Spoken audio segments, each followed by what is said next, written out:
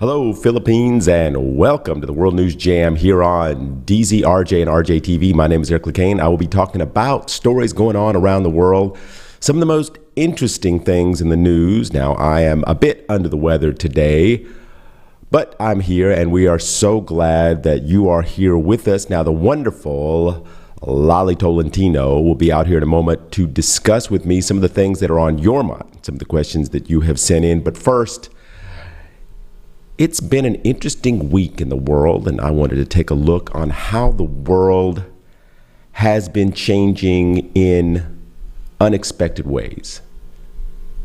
Of course, recently, the Philippines got a test of its democracy with its presidential election. Some say it was a roaring success, as we did here on the show last week, by the numbers of people that voted and how they did it in a very orderly way. Although some are calling it an absolute failure, that the election was based solely on misinformation and false reports on Facebook and TikTok. But this is something that the news and the social media sites in the Philippines probably going to be wrestling with for a while, just like in nearly every election around the world. But what I find interesting right now is that much of the world is trying to figure out whether democracy is good or not.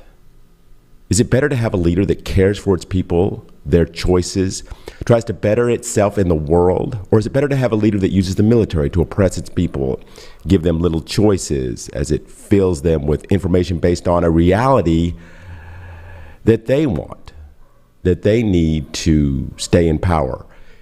You know, there are certain general rules in the world for conduct, and the world, for the most part, expects countries to follow those rules. We all believe that democracy is the rule of thumb, and non-democratic countries are not following sometimes what we think is the correct rule. Right now, if we look at the situation in the Ukraine, it seems like Russia is not following the rules. They are not really a democracy. I mean, they are in theory, however, they break every rule. Their elections are set up and run by the current president for the current president, and they use their military size and might to tear down any chance of a democracy because they can. That's the president of Russia's thing, which makes him an easy person to speak out against, criticize, because he's breaking the rules. He is very anti-democracy. But what I find interesting is how many countries are joining in to cheer on Russia. You know, remember Donald Trump?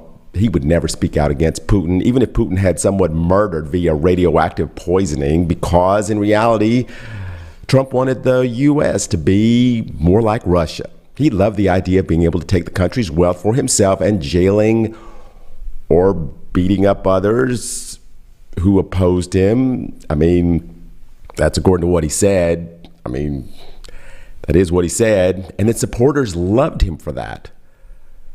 But now the president is Joe Biden, and he and many of Western democratic countries are standing up to Russia and telling us that they are bad. But if you noticed who is not standing up to Russia, India, who has a huge percentage of the world's population and has decided not to condemn the Russian military aggression against democracy and has decided not to join in with the sanctions. Aren't they a democracy?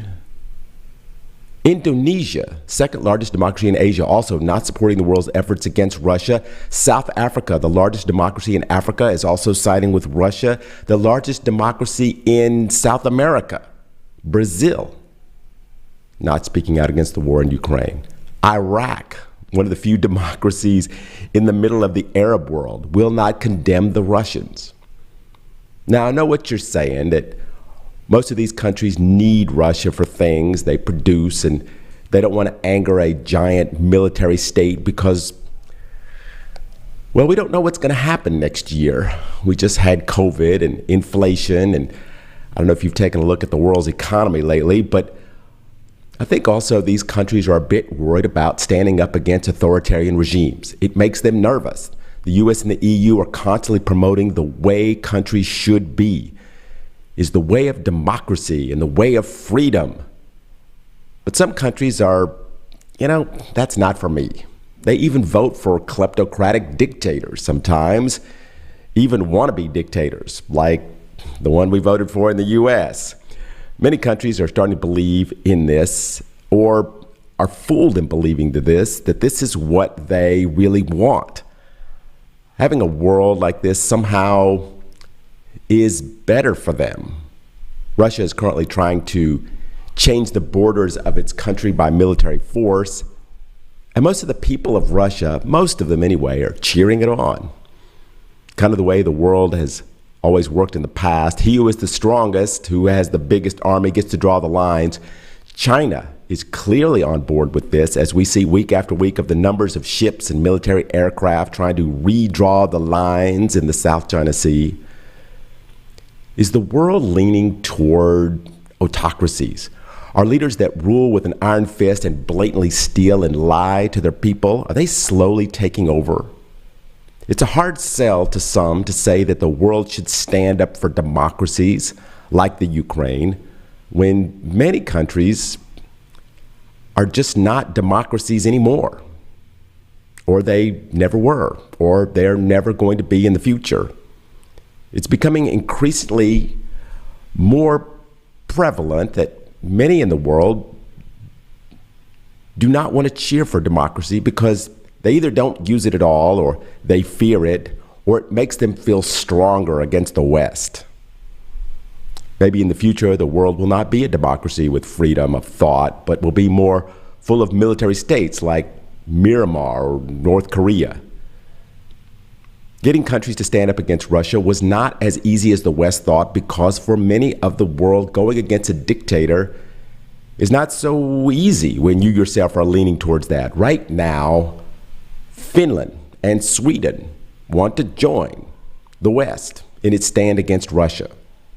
They have asked to join NATO, and NATO is like, sure, let's build up the club. But this has turned out to be not so easy, because the president of Turkey doesn't want to let them in.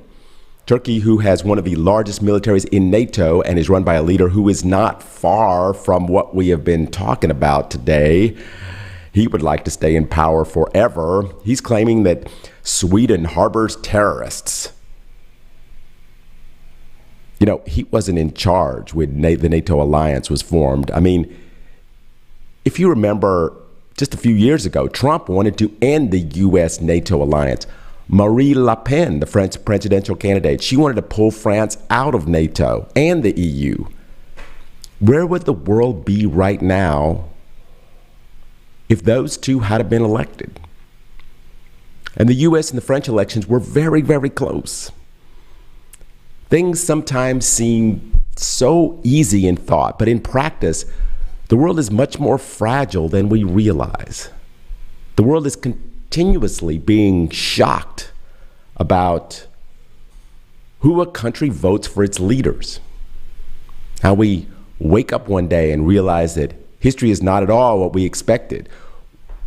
We thought that war was not possible these days, that the rules of war just don't allow for it to be. But there is war, isn't there? But how can that be? We have to keep accepting things that a few years ago didn't even seem possible. In the next year, Ukraine may no longer be a democratic country. And those who don't embrace a dictator will need to escape. In the next 5 years, Taiwan may no longer be a democratic country. Maybe those people will end up like the Uyghur Muslims in China. This is something that we can't predict. This is something we can't even control.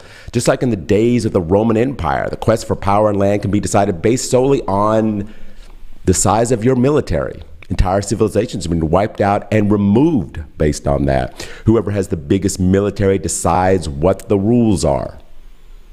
Somehow in the world, there is a push to bring back authoritarian dictators and to bring back the days of little to no choice in our lives. Some use the excuses, we need discipline.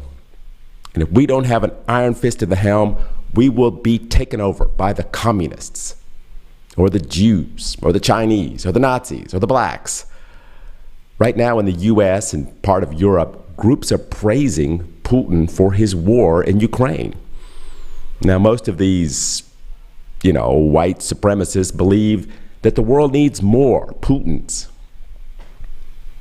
In the US, there's many people that believe this, that anyone that is not us is bad for our country. Filipinos have asked me quite a bit about racism in the US and why does it keep happening. Basically, if you are Muslim or black or Jewish or Latino or Asian in the US, you don't belong there because the country there is for white people, the original owners. Now in the US, of course, the whites were not the original owners. When whites landed in the US from Europe, they thought they had gone around the world and ended up in India. So they decided to call the people there Indians. But they weren't Indians from India. They were Americans. In fact, they actually looked more like Filipinos than Indians, but it was too much work to change the name, so we'll just say you're Indians. But the white man is here now, and we'll take it over from here. So anyway, let's jump ahead 500 years. The whites are still the rulers there, but things are somewhat changing. Now, blacks and Latinos and especially Asians are increasing in the population and positions in the US, and this worries a lot of people in the white community. Could the black and Hispanics and the Asians overpopulate enough to take over the US? And here's where our term of the week comes in. It's called white replacement theory. And this leads us to one of our biggest stories of the week, in which an 18-year-old boy bought himself an AR-15 type assault rifle, drove 200 miles to a black neighborhood, went to the grocery store where black people shop, and started shooting. In the end, 10 people died. Now, was this a racially motivated shooting? The answer is yes. Supposedly during the shooting spree, when he came across a white person, he apologized and moved on to shooting more black people. Oh, and he wrote a very long and detailed manifesto in which he explains exactly what he was going to do and why he was going to do it. He stated that he originally had the idea of going to a school or maybe a church because you can kill a lot of black people in those places. But instead, he got the idea of going to a grocery store, which would be much more scary. But what is so disturbing about this idea of white replacement theory is that they believe that there are too many blacks. And one day, if we're not careful, they will replace the true rulers of the US and the world, the whites. Now, this 18-year-old ideology is that it's fine and it's our duty as citizens to sometimes kill black people because there's just too many. Now, looking at this 18-year-old's manifesto, he believes that they not only should thin out the blacks, but anyone who is not white and not from the US should be deported from the country immediately. Then only white people should be allowed to live in his country. Now, this young man was caught after police talked him out of killing himself after he killed all those people. He was arraigned in court and he pled not guilty. Notice the police didn't kill him and he had an assault rifle in his hand. Just saying. Now, of course, there was video witnesses, but nothing was better than the evidence from the camera he wore on his head that streamed the whole incident live onto a website. This guy wanted the world to see what he was doing. Now, I want to point out that this 18-year-old bought his gun legally. And that year before this incident, his school called the police that he had threatened to do a murder-suicide at his school. However, after an evaluation, nothing was done. Oh, and the manifesto he wrote, that was 160 pages long and explained exactly what he was planning to do and was posted on social media days before the shooting. But you have to understand that there are people in the US and around the world that celebrate this kind of thing. A year ago, this kid boasted that he was going to kill people in his school. He was able to buy a weapon. Then he posted a 160-page document explaining how he was going to get rid of black people. In the US, there are politicians and talk show hosts that kind of almost sound like they are cheering this kind of thing on. that it's our God-given right to own assault weapons, no matter who you are, or what you have said, or what you have done. That owning weapons like AR-15s, like the ones that were used in 2019 in El Paso to kill 23 Latinos, or 2018 in Pittsburgh to kill 11 Jews, or 2021 in Atlanta to kill 8 Asians, or for that matter, 2019 in New Zealand to kill 50 Muslims. In the U.S., people have the right to buy those weapons, and that's one of the most important things in the country. And they also have the right to say that blacks and Latinos and Asians are stealing your country away from them, that they are going to run you out of your homes unless you do something about it.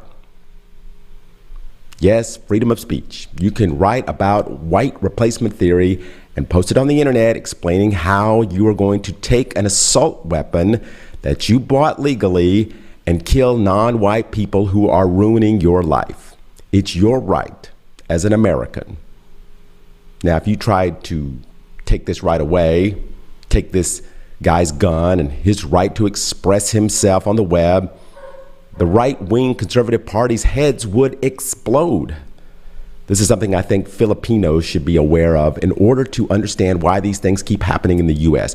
But the interesting thing is that this guy was not always like this. If you read reports about him, he was not born this way. In fact, during COVID time, he was much more like the liberal side of things, saying you should wear a mask and you should stay home. But somewhere along the way, he read something. And because you read something on Facebook and about how the blacks and the Hispanics and the Asians are taking over, another article will pop up automatically in your feed, and then another one, and then another one. And before you know it, an 18-year-old boy believes he needs to do something to help his country. Now, is this poor man mentally ill? Actually, he was very clear in his writings to say, I am not mentally ill. He was very clear that the Jews in the U.S. were working their way into controlling everything, that the black and Hispanics were taking over his neighborhood, that the Asians are taking his jobs away, that the gays and the trans people are taking away the morality of the country. So is this guy crazy? I guess it's all in how you look at it.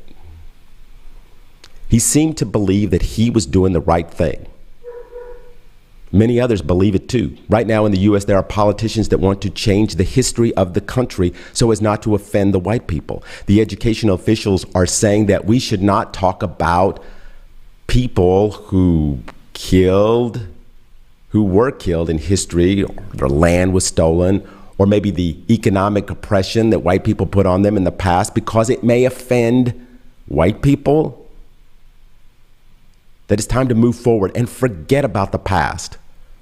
What good does it do to talk about the past anyway? Nobody wants to remember slavery. What's that thing I keep reading on Facebook? If you ignore the sins of the past, you are destined to repeat them. Anyway, another mass shooting in the U.S., another war in the world. There'll be another shooting probably in the future, just like there was a few months ago. This is just the way of the world, the way that things are going. There's nothing that seems that we can do about it. It's just going to happen. This is Eric Lecain here on the World News Jam on DZRJ and RJTV. Lolly Tolentino will be up next to talking about the questions that are on your mind, so please stick around. I'll be back in a moment. Hello, Philippines, and welcome back to the World News Jam. My name is Eric Lecain. We are talking about stories going on around the world. I am joined with the wonderful Lolly Tolentino. Lolly Tolentino, how are you doing out there? Did you survive the earthquake? Honestly, I did not feel the earthquake. I did not feel the earthquake either. I think it was pretty far away. Maybe. Oh, maybe. But yes, today we're all a little under the weather here, but we wanted to make sure that we got to the questions of the viewers today, Lolly. So that's why, I'm very happy that we're able to put the show on today and get to the questions of our viewers and what's on their mind. So Lolly Tolentino, tell us, what is on the mind of the people out there? All right, let's start, Eric, with the question of Angie from Kansas City. What is what is monkeypox infection around the world and symptoms? Do we have it here in the Philippines now? This is over. Well, if it's not COVID, then of course it's monkeypox. New cases of monkeypox were recently discovered in Belgium, France, Australia, Germany, Italy, Sweden, Spain, Portugal, Canada, the UK, and of course the US. But first of all, how scary is the name of that disease, Lolly? Monkeypox. Yeah, I know. I can already with that disease. I can always say it came from monkey. You know what? You would be right. It actually comes from a remote part of Central and West Africa. So how could it, do you have any idea how you think it got from there to some of the world's first world largest countries? Well, the only thing I can imagine is that it should be, transmission from person to one person. I know it came from animals, but then, if that person got it, of course you can transmit to other person. Let's say if I have it, I sit beside you, maybe I can give it to you. Yeah, like if you were on an airplane. So airplanes are spreading the monkeypox around the world. I guess it's so scary for the airports to let you bring a bottle of water on, but I guess they need to start looking at monkeypox because that's how it's getting around the world. This virus, I've done a little bit of research on this. It's from the smallpox family, which of course is a little unnerving. Now, this disease, though, I have to say, is not considered as deadly as smallpox. It does make you feverish and you get chills and your lymph nodes swell up. But the big thing, wait for it, is the liquid-filled pock marks that spread all over your body. So, No. yes. So, the COVID virus may be much worse than this, but when you walk into a room with monkeypox, your friends are going to go screaming from the room. And I guess we should talk a little bit about how you get monkeypox. Now, of course, you can get monkeypox by being bitten by a monkey. That's the first and foremost. Actually, you can get it also just about every other way. You can cough on someone or sneeze or kiss or hug. You can put on a shirt that someone else, an infected person, had, and they can give it to you. The lesions on the skin, they dry up and they scab off, and people inhale them. That's another way of getting it. Can you die from monkeypox?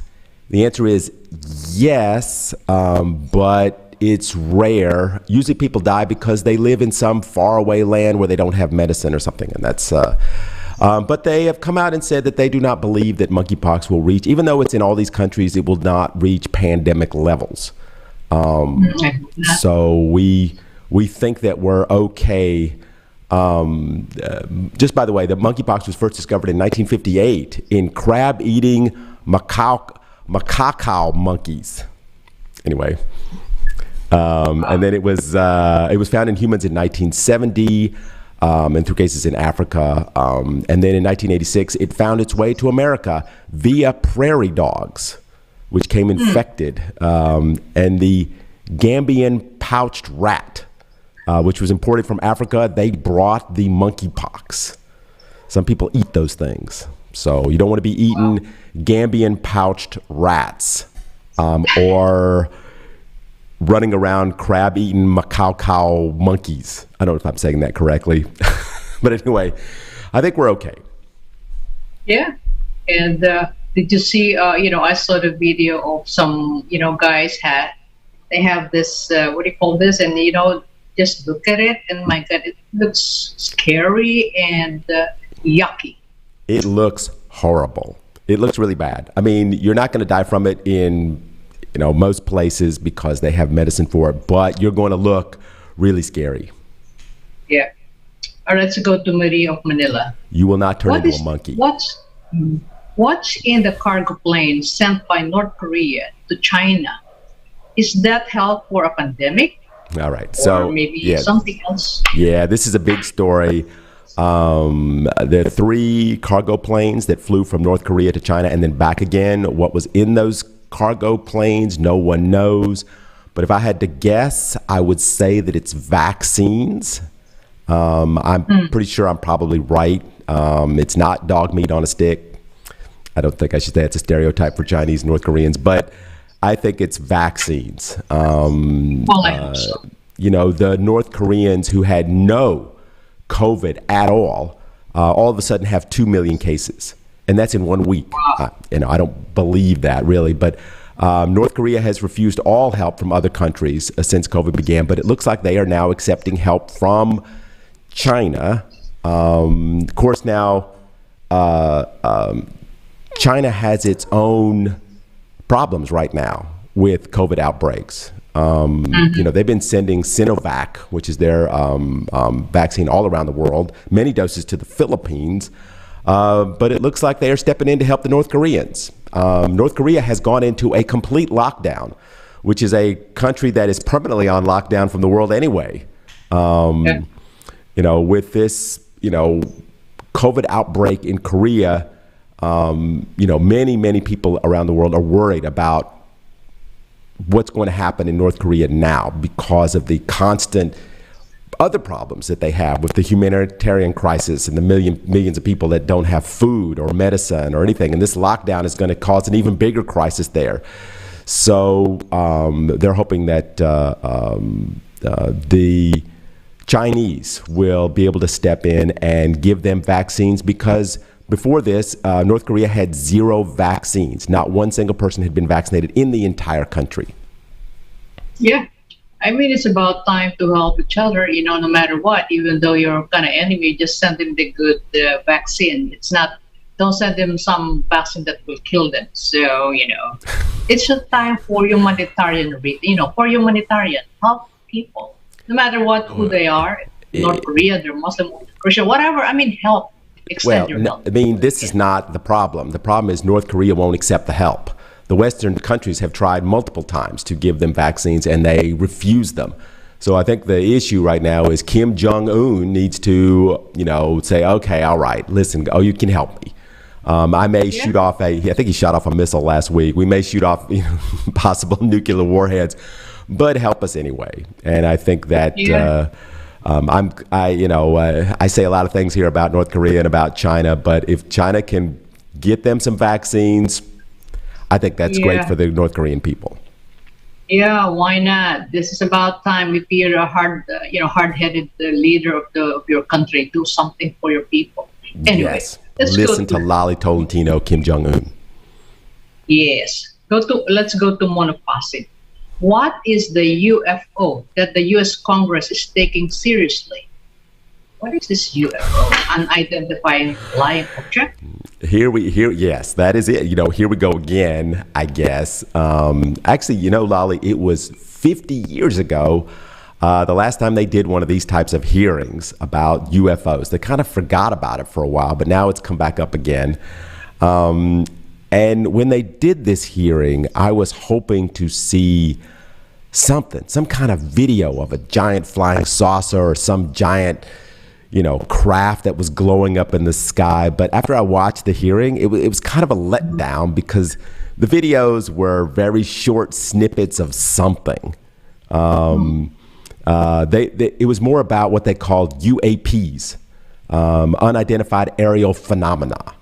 These are things that pilots see in the Air Force and the Navy, and they can't explain them. So, maybe it was a Martian, maybe it was a Vulcan, but most likely they believe it was probably a Russian or a Chinese, or maybe something that Elon Musk made. I don't know. But the real question that they want to address is that the national security, there's these things up in the air that are flying around, and the Navy doesn't know what they are. It's some kind of technology they haven't seen before. It comes into their view and then it goes out of view. So that's why we didn't really get good looks at it. But the whole meeting there lasted only 90 minutes. And then they went behind closed doors and talked about classified information, which is all the stuff that we really want to know. But so far, they don't really have any good evidence that there is extraterrestrial life visiting from another planet. Most likely, it is expensive equipment from China. That's what a lot of guessings are.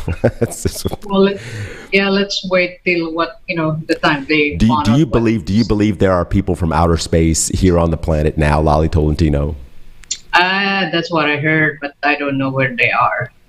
I tell you, there's a guy down here in Cebu driving a jeepney, and I could swear he is from another planet. Anyway, that's a different story. Right? That's a different story, I guess. The guy is in Cebu. I don't think it's maybe ET, the extraterrestrial guy. Anyway, let's go to Edo Paranaque. What do you know? What do you know of U.S. Navy destroyer named after a Filipino Medal of Honor recipient? Can you explain the history or rather story behind Philippines? All right. We have so many downer stories. This is a wonderful story. I read about this last week. It all started back in January 21st of 1915 aboard the USS San Diego, which at the time was the flagship of the USS Navy fleet. They were in the middle of a drill testing the speed of the boat, and a boiler exploded, and the whole area of one of the ships went up in flames. Several men were caught in the flames. One seaman, a Filipino national named Teleforo de la Cruz, Trinidad, decided to risk his own life to save his shipmates there on that ship that was burning. Teleforo, he was born in Aklan in 1890. And since the Americans had purchased the Philippines from the Spanish Filipino, they were allowed to enlist in the military. Teleforo was one of those Filipinos that enlisted, which is how he ended up on the USS San Diego. On the day of the accident, supposedly there was a massive explosion, and he rushed into the flames, grabbed an injured person, pulled him to safety, burned himself, and then ran back into the flames and got another person and pulled them out. And for his heroic rescues, he was awarded the Medal of Honor and given $100. So anyway, $100 during that time. $100. I guess that's not so bad at 1915. 5 people died that day, but a lot more people would have died if it had not been for that Filipino. So he died in Cavite at age 77, but his memory will live on imprinted in the side of a Ali Burke class destroyer in the Navy that will be put to sea soon, and that will have his name on it. And this is part of the Asian American Pacific Heritage Month. And so this young sailor's deeds will not go unnoticed, as he will now live on forever on the side of a USS destroyer. Well, yeah, that's a really great story. That is a wonderful story. Yeah, one Filipino. I love telling stories like that. Anyway, let's go to Gina Parigina.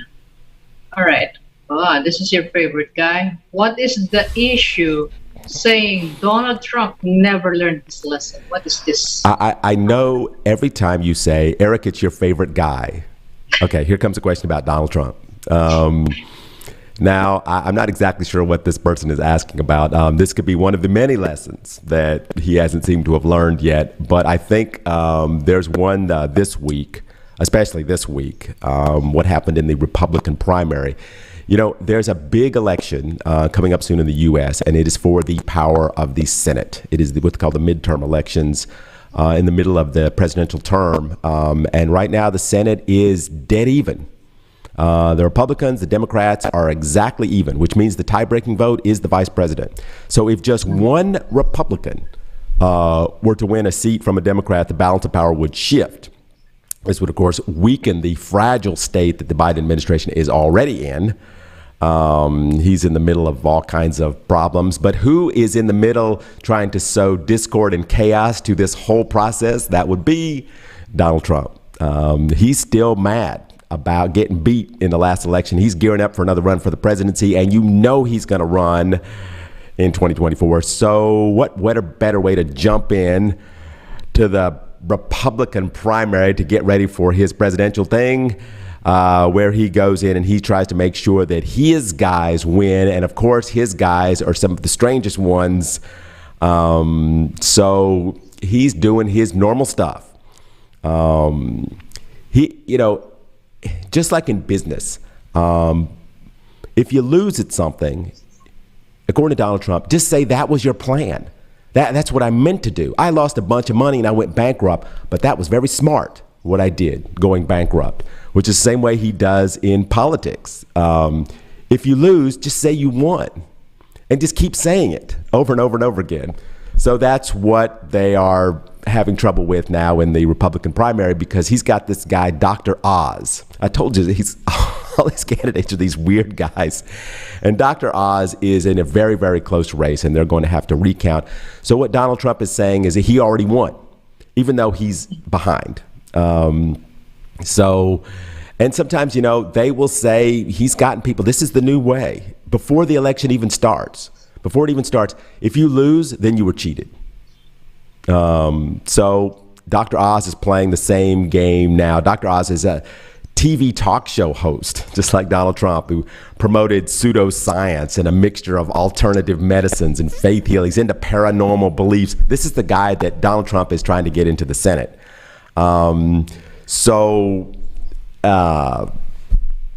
People say, can Donald Trump not learn his lesson about this kind of thing? And no, he never will. Just keep saying you won. And if right before the election, say if you don't win, that you were definitely cheated.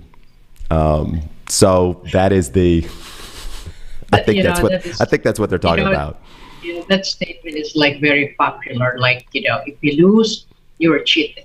Also in the Philippines, definitely cheated. Everywhere. But say it before. And if it's a close race, like this thing with Dr. Oz and this other guy, they're like really neck and neck. It's like make a point, 2 percentage points off. Just claim you won.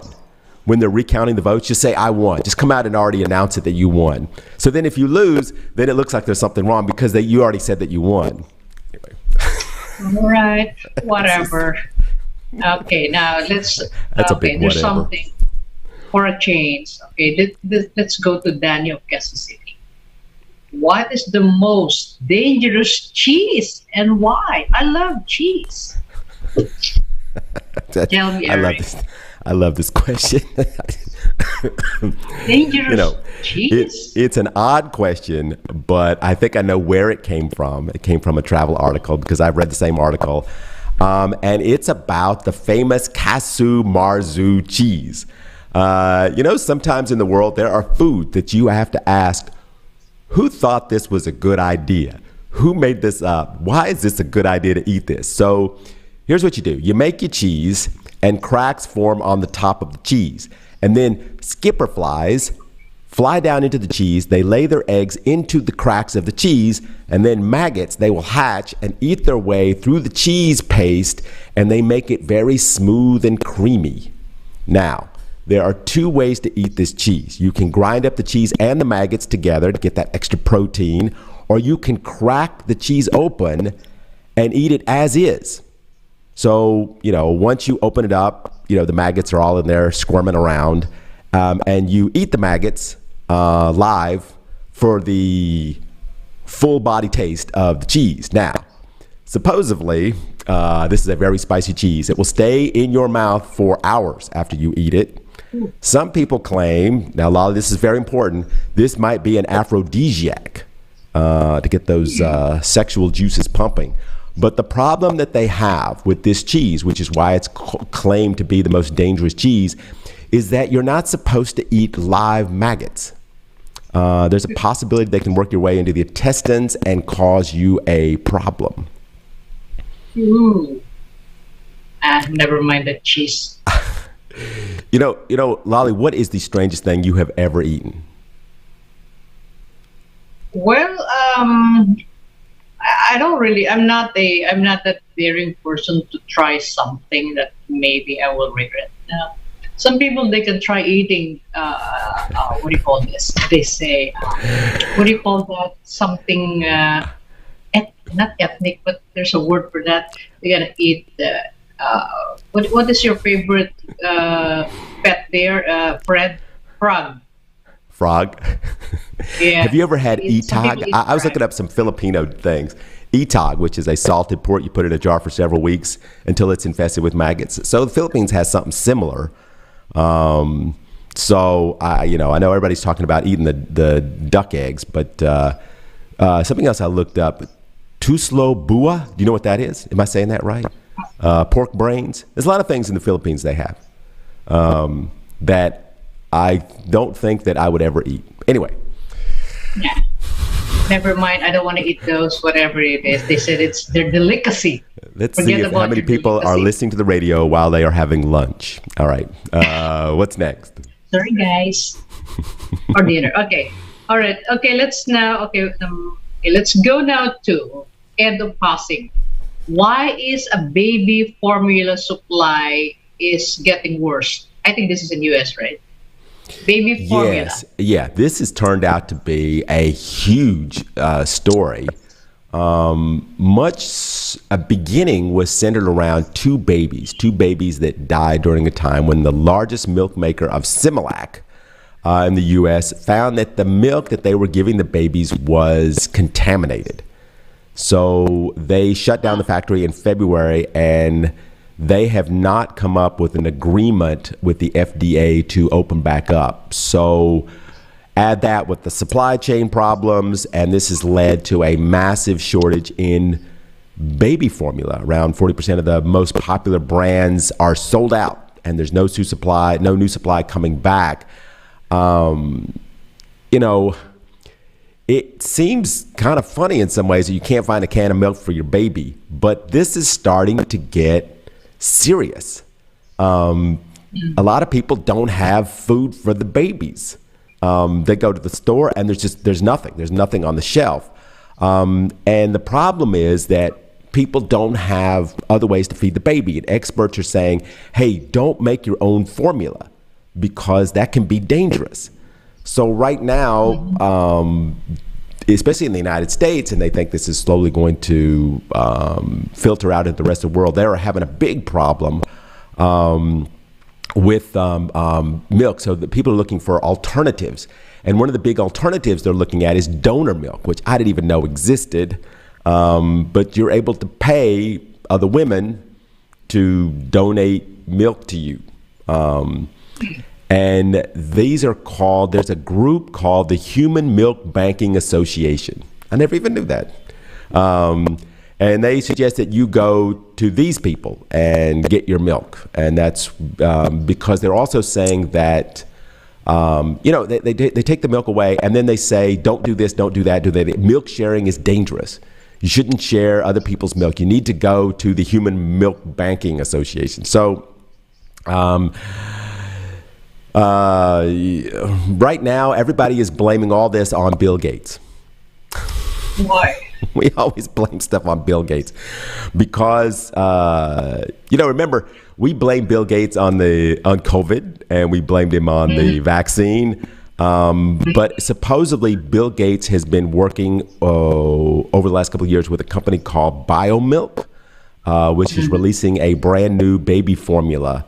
And it's like, well, he's about to release a new baby formula. Isn't it funny how we're having a baby milk shortage right now when Bill Gates is about to release his new baby formula that he's been working on?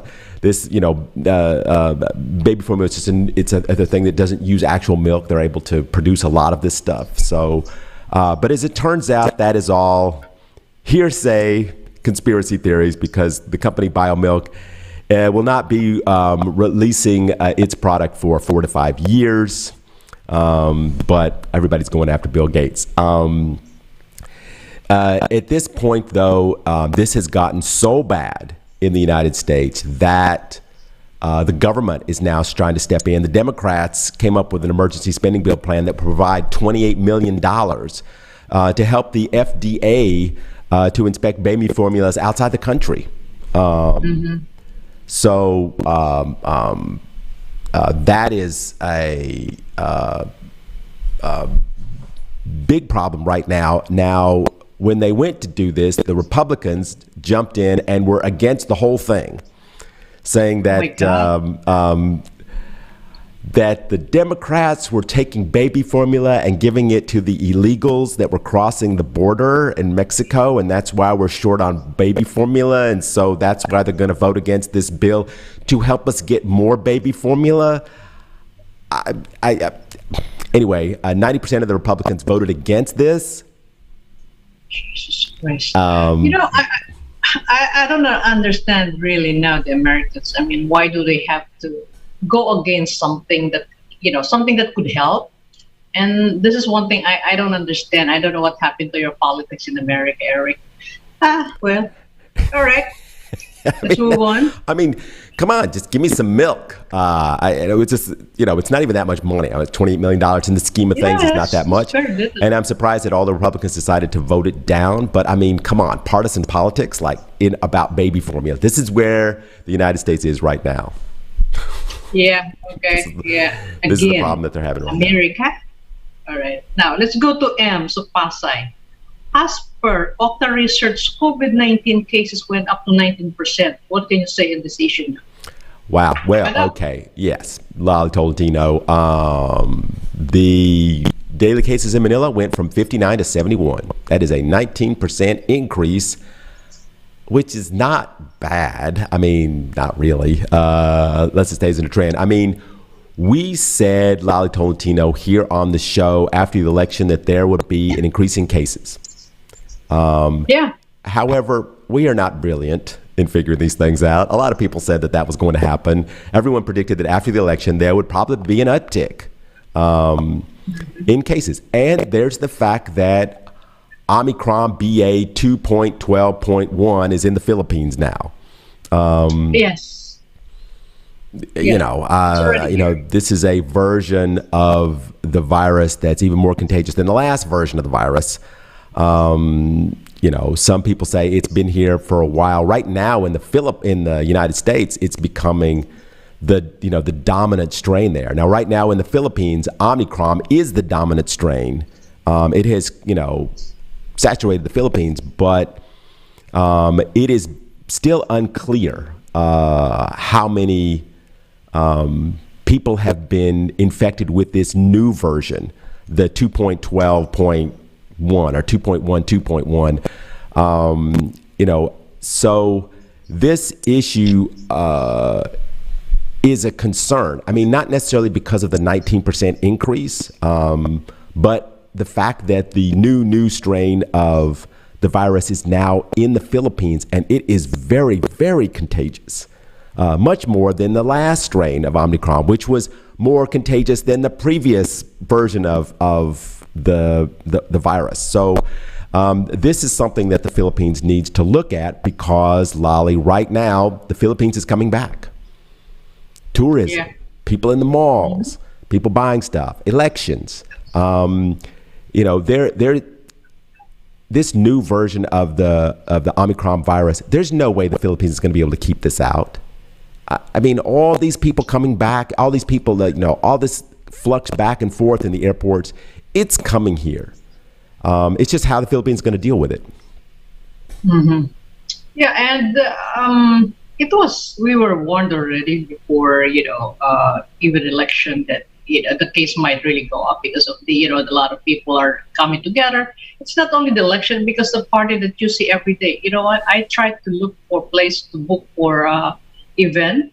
I couldn't even find a day to make a booking. This is just a restaurant. So, and I see that in Facebook, people are partying left and right. And, when you are the party, everybody's the beso, and after a while they will remove their mask, and, it's, what's going to happen.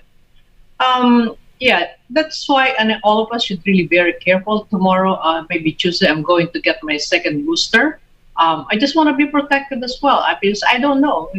Because, this is not getting sick is not good, Eric. I mean, you know how it is, right? Yeah, right now. So, right now, I'm speaking 2 octaves below I don't know if I have COVID right now, but I definitely have a cold. Yeah, cold is, it's everywhere. So, because of the weather That's why you have cold cough, and it's just like me. It goes back and forth. So if you can always get a protection for whatever, it could be a vaccine or whatever, just take it. I Well, mean, if you want to survive, you want to live longer, take care of yourself. yeah, We I mean, cannot be just, yeah, I we mean, definitely have to do the boosters. The booster shots are really good. It's going to be interesting if the numbers go back up in the Philippines. Like right now, they went up 19%, but they were, 19% when there's 500 a day. That's a lot.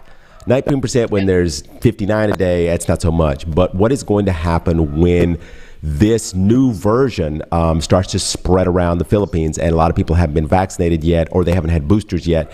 And so I think that is going to be the big concern. Like I said before, we can't shut down. We just have to live with it.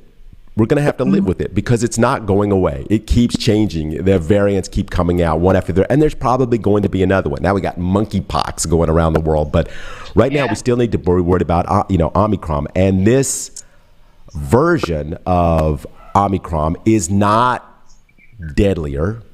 It's not worse than the previous version. It's just way more contagious. So that is something that the government here is going to have to, take a look at if these numbers start doubling or tripling, which a lot of people are saying could very well happen. Are we going to go back to level 2? Can we stay at level 1? And I think that is the answer. I think is staying at level 1 and just learning how to live with it. yeah. And if they say that this variant now is more contagious than the first one that I had, because remember January, a lot of people that got really sick, and even the banks closed. I mean, this is something, if there's something new again, so what's going to happen? I hope it will not happen. I mean, I know it's going to be there, but just try to avoid it. We can. I know the Philippines right now, there's a lot of things that they're having to deal with. There's things that are going to be coming up with the economy, with inflation. Right now, the Philippines is, desperately trying to make a comeback. So how can they come back when, COVID is now being spread across? So I think what they probably should do is continue at level 1, keep people wearing masks. In the United States right now, this version of Omicron is saturated the United States because we don't wear masks. The United States doesn't wear masks anymore. That's the problem. So Again, people keep getting sick. the Americans. Again, it's the Americans. So I hope that the Philippines has been fairly smart in a lot of ways that they have dealt with this over the last, especially in the last year. So I'm hoping that they will continue to keep doing that, and so that you and I, Lolly, can continue to do the show even if we are not feeling well ourselves. Yeah. as we are. But Lolly, we will be back again next week with more stories about things going around the world. We will be talking about questions that our viewers have, and we will read here on the air and discuss them, and talking about some of the biggest stories that have been coming across the news screen and trying to explain them, because that's what we do here on the World News Jam on DZRJ and RJTV. So, Lolly Tolentino, hope you feel better. I hope I feel better. I hope everybody out there is okay, and we all make it to next week. So everybody stay safe out there, and me and Lolly will see you again next week right here on the World News Jam on DZRJ and RJTV. See you then. The views and comments of the hosts and guests are not necessarily those